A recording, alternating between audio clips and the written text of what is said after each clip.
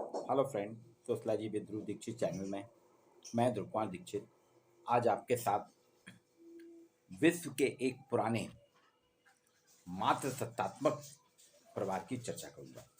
जी हाँ, भारत के पूर्वोत्तर राज्य मेघालय में बाजार पे, घर पे, समाज पे महिलाओं का वर्चस्व है। परिवार हो, बाजार हो, राजनीति हो, घर हो, सभी जगह महिलाओं का वर्चस्व है। ये है मेघालय की खासी जनजाति, जहाँ बेटियां पूरी विरासत को संभालती हैं। मेघालय का जो खासी जनजाति समुदाय है, दुनिया के, ऐसा कहा जाता है, दुनिया के अंतिम मौजूद मातृवंशी समाजों में से एक है। इस समाज की अपनी अलग रीति रिवाज परंपराएं जो अभी तक चल रही हैं। इसमें दुल्हन ससुराल नहीं आती है, दूल्हा ससुराल के लिए विदा होता है, और बेटी जो होती है वो पूरी विरासत को संभालती है। अगर कभी आपका मेघालय जाना हो तो आप देखेंगे मेघालय के पूरे बाजारों में, मेघालय के जो बाजार हैं, अर्थव्यवस्था है, इसमें सब वर्चस्व जो है जितना महिलाओं का है, पुरुष उनके अधीन रह के काम करते हैं। आप जाइए कभी शिलोंग में, शिलोंग का जो पुलिस बाजार है, बहुत भीड़ भाड़ वाला बाजार है, इसका नाम ही है पुलिस बाजार। यहाँ पे एक 46 वर्षीय कोंग एप्को लिंडो है। वो एक छोटी सी खोखा नुमा दुकान है, छोटी थी। उसमें मौसमी फूलों के गमले बेचती है। जहाँ जो सीजनल फूल होते हैं उनको गमले में लगा के गमलों को बेचती है, और ये 2 दशकों से कर रही है।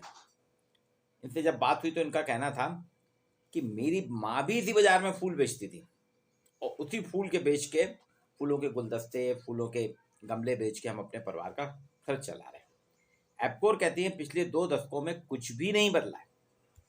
वो कह रही पिछले 2 दशक से हम कर रहे थे। पहले मैं माँ को देखती थी, माँ के साथ आना जाना होता था, फिर आजकल मैं खुद बाजार में बैठ रही हूँ, फूल बेच रही हूँ, गमले बेच रही हूँ फूलों के। 2 दशक में कुछ भी नहीं बेचा, माँ के समय भी कुछ नहीं बदला।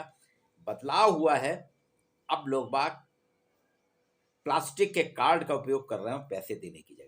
जी हाँ, डेबिट कार्ड का प्रयोग कर रहे हैं, पेटीएम का प्रयोग कर रहे हैं, ऑनलाइन पेमेंट कर रहे हैं। ये पांचजन में दिव्यकलम बोरदोलोई ने वहाँ की पूरी कहानी लिखी है। वो मैंने पढ़ा तो मैंने सोचा आपके साथ भी इसको साझा किया जाए। मेघालय की राजधानी हम सभी जानते हैं शिलोंग है। यहाँ का एक प्राचीन बाजार है, पुराना और सबसे बड़ा, खुला है, काफ़ी खुले में, रोड के दोनों तरफ दुकानें हैं, भीड़ भाड़ वाला बाजार है ये। उसमें एक इब्दू बाजार है, जहाँ स्थानीय सब्जियां होती हैं, मांसाहारी है, यहाँ पे कटा मांस बहुत है, हैंडमेड शिल्प और विभिन्न प्रकार की वस्तुएं बेचने वाली महिलाओं की कतार लगती है। जैसे आपने अन्य शहरों में देखा होगा ना, आपके जबलपुर, सतना, दिल्ली, बनारस, सड़क किनारे खूब दुकानें लगती हैं, उसमें अधिकतर पुरुष मेल पर्सन रहते हैं। लेकिन अगर आप मेघालय जाएंगे, शिलोंग जाएंगे, मेघालय के किसी भी शहर, किसी भी गांव में जाएंगे, वहाँ के बाजार में जाएंगे, तो चाहे वो हैंडीक्राफ्ट के सामान हो, ऊनी आइटम हो, ऊनी वस्त्र, शॉल हो, आपके डेली सब्जियां हों, अंडे हों, कटा हुआ मांस हो, और ब्रेड, ये सब ज़्यादा इतने आइटम है, चाहे आइसक्रीम की दुकान है, सभी जो हैं यहाँ सभी दुकानें महिलाएं चलाती हैं। इनको कोंगी या मामी के नाम से कहा जाता है। जो बुजुर्ग महिलाएं होती हैं उनको कोंगी कहते हैं या मामी कहते हैं, और वो पूरी गतिविधियों पे अपना नियंत्रण रखती हैं। जी हाँ, यहाँ पे जो बुजुर्ग महिलाएं होती हैं उनको कोंग, कोंगी या मामी के नाम से जाना जाता है, और पूरे बाजार में इन्हीं का नियंत्रण होता है। पूरे बाजार को ये कंट्रोल करती हैं। बाजार में किसी भी प्रकार की अव्यवस्था होती है तो ये मामी, कोंगी ही उसका निर्धारण करती हैं। यहाँ के बाजार में निर्माता भी महिला है, विक्रेता भी महिला है, और बाजार का नियंत्रण भी महिलाएं करती हैं। अब देखेंगे मेघालय में महिलाओं ने न केवल बाजार में जगह बनाई है, उसी के साथ मात्र सत्तात्मक परिवार है, जीवन के कई पहलुओं में वे पुरुषों पर हावी हैं। खासी जनजाति जो है मेघालय का सबसे बड़ा जनजातीय समुदाय है, और आज ऐसा माना जाता है दुनिया के जो अंतिम मौजूद मातृवंशी समाज है उनमें से एक है। यहाँ बच्चों को अपनी माँ का उपनाम मिलता है। पति अपनी पत्नी के घर में शादी के बाद चले जाते हैं, और सबसे छोटी बेटी जो होती है, परिवार में जो छोटी बेटी होती है, उसको पैतृक संपत्ति विरासत में मिलती है।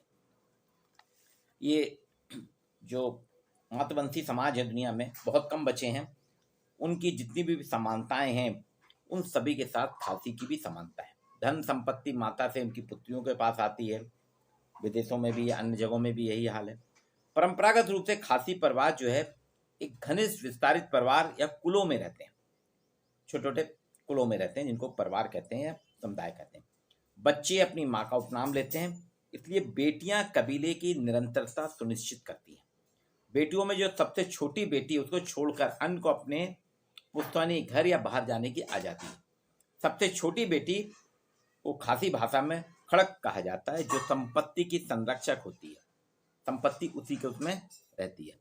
शादी के बाद वो कभी अपना घर नहीं छोड़ती, वो अपने माता पिता की देखभाल करती है। अंततः अपनी माँ की मृत्यु के बाद वो उस घर की मुखिया बन जाती है। यद्यपि आधुनिकता, आवागमन के साधन, प्रवास, इसके कारण खासी परिवारों में बदलाव आ रहे हैं।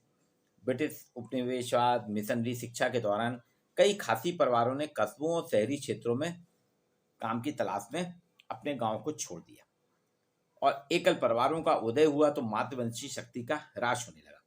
लेकिन अभी भी अधिकांश खासी गांव पारंपरिक मातृवंशी संरचना का पालन कर रहे हैं। गांव में आज भी स्त्री या माता ही परिवार की मुखिया होती है और उसकी जो सबसे छोटी बेटी होती है उसी पे संपत्ति का अधिकार होता है।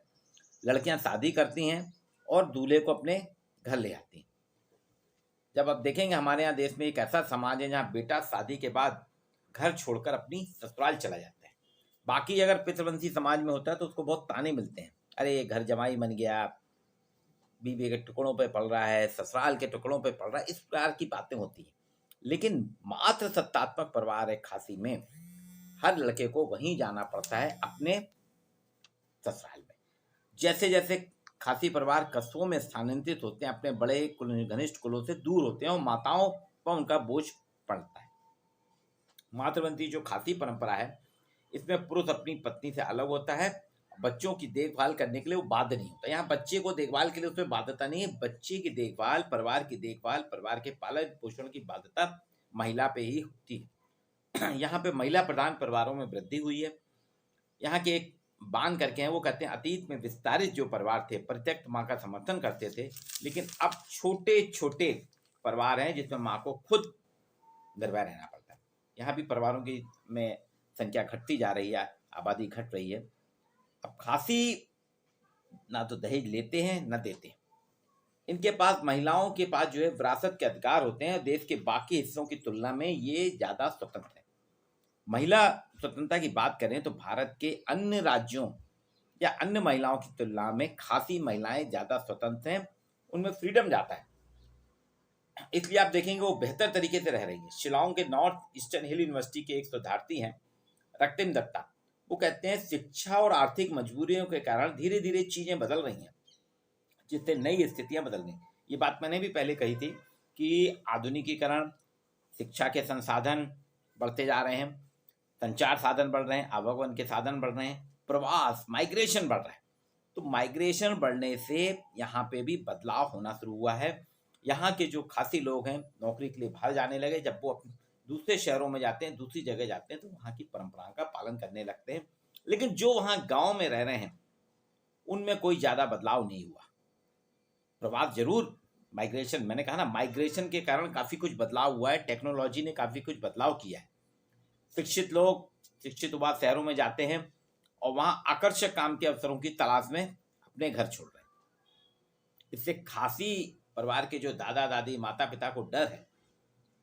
वहाँ जो चर्चा में अगर आप बात करेंगे खासी परिवारों से, तो वहाँ के जो बुजुर्ग दादा दादी, माता पिता हैं, उनको डर है कि कहीं हमारी आने वाली पीढ़ी हमारी परंपरा को आगे निभाएगी कि नहीं करेगी। पीढ़ी दर पीढ़ी हमारे यहाँ जो कई सालों से चली आ रही है, कई सदियों से चली आ रही है, वो परंपरा कहीं खत्म तो नहीं हो जाएगी।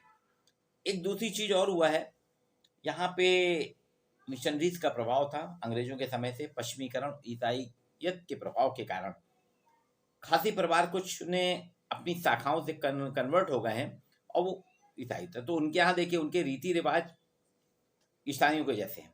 उनका वो पालन पोषण करते हैं, उनका पालन करते हैं। वे ईसाई समाज के अपने परंपराएं मानते हैं और खासी समाज के धर्म, रीति रिवाज और परंपराओं का पालन नहीं करते। अब देखेंगे यहाँ पे बहुत से लोग हैं, बोलते हैं कि यहाँ पे कुछ महिलाओं का अपना एक, इनसे जो चर्चा हुई है यहाँ पे वास्तव में जो पांचजन में एक लेख आया था, जहाँ बेटी संभालती है विरासत, उसकी जो लेखिका है दिव्य कमल बोरदोलोई, उन्होंने बताया, वो कह रहे हैं कि आज हमारे यहाँ पे महिलाओं का कहना है हमारी संस्कृति, हमारी सभ्यता और हमारी स्वतंत्रता पे संकट आ रहा है।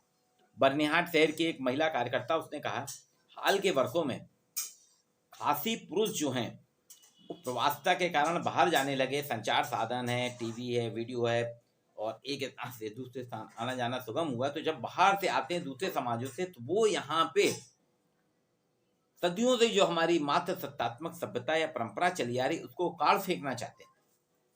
यहाँ के पुरुषों का, खासी पुरुषों का कहना है कि उनके साथ भेदभाव हो रहा है, उनका शोषण हो रहा है।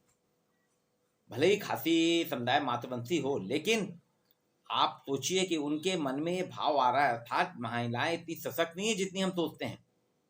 यहाँ पे पहले तो एक समय था महिलाओं को कभी दौरबार शोंग, यहाँ की जो दौरबार शोंग यानी ग्राम पंचायत है, इसी स्थानीय संस्था में भाग लेने की अनुमति नहीं थी। एक समय दौरबार जो है पंचायत जो है, इसका हेडमैन मतलब पुरुषों का शासन होता है, जिसे रंगबाज शोंग के नाम से जाने जाते हैं।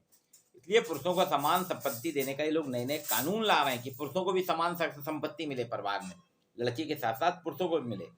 और यहाँ खासी महिलाओं का जो राज है, धीरे धीरे उसमें पुरुष जो है अपना हस्तक्षेप बढ़ा रहे हैं। सड़क किनारे वो होटल चलाने लगे हैं, सब्जी की दुकान खोलने लगे हैं, किराना दुकान खोलने लगे हैं। ये जो व्यवसाय महिलाएं चलाती थी, अब इसमें पुरुषों की भी भागीदारी बढ़ रही, वे भी चला रहे हैं। और आप यहाँ देखेंगे मेघालय में हर जगह हजारों सैकड़ों महिला दुकानदार हैं। धीरे धीरे धीरे पुरुषों की भी दुकान इक्की दुक्की आने लगी है, जो समाज की सदियों पुरानी मातृवंशी व्यवस्था के समर्थक हैं। ये महिलाओं को अधिक शक्ति प्रदान करना चाहते हैं, लेकिन यहाँ महिलाओं ने ये भी कहा है कि अब पुरुषों की दखलंदाजी बढ़ रही है।